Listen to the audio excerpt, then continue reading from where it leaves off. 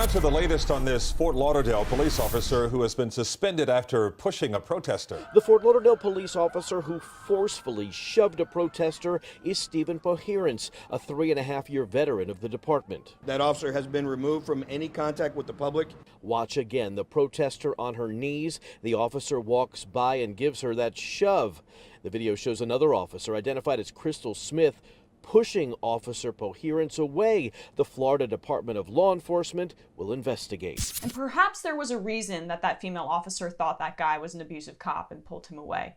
Because he has been reviewed by Internal Affairs 79 times in roughly 3.5 years on the force. Yes. This cop, who I repeat, shoved a seated black female protester just as he was walking by for no reason, had a long history of, again, nearly 80 internal reviews in less than 4 years on the force. So you would think that this would have to be some kind of record, but it's probably not, because there was now video evidence. Now he's suspended. This is police culture in America. The perception of accountability and then letting everything slide. Letting brutality specifically against black and brown Americans slide so cops can just do whatever they want. With impunity, with no accountability. Can you imagine if you were called into HR 80 times in 4 years for not doing your job correctly? You think you would still have your job? But no, this is America, and police officers can do whatever they want, and they have guns.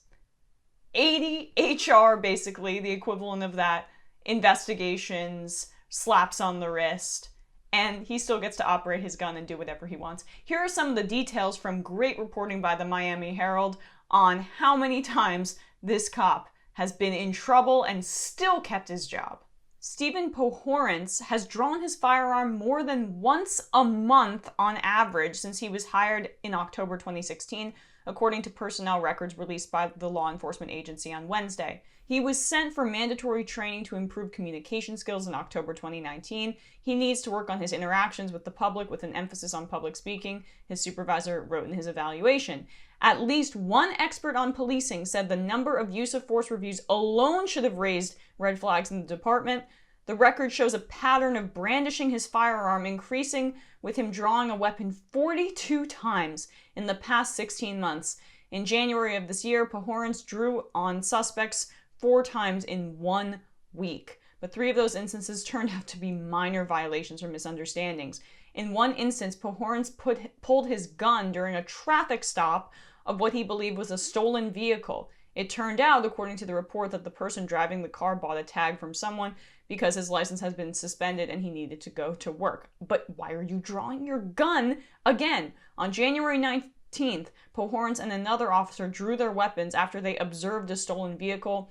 The vehicle turned out to be an overdue rental car occupied by a homeless woman, identified only as Miss Reddick. Stolen cars are not a reason to draw your gun. Full stop. And the article talks about how he's received praise for his work in black communities. Yeah, praise by who? So, seems like he's been operating and policing a predominantly black community and drawing his gun over and over again, increasing in frequency. Over the past few months, he's been suspended and an investigation is being conducted. I don't have any faith in that, but this is just such a microcosm of this incredibly huge problem that we're all talking about right now, hopefully, unless you're a right-winger that's just talking about Antifa for no goddamn reason.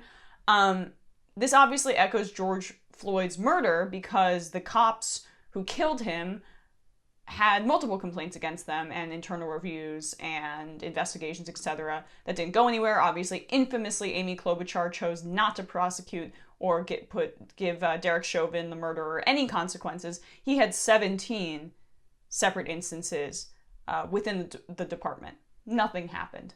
Because this is a nationwide problem of zero accountability for cops who behave like the mafia, but because they have the backing of the United States government, it's okay. It's okay to act like mob bosses, gang members, and kill Americans every day with zero accountability or repercussions.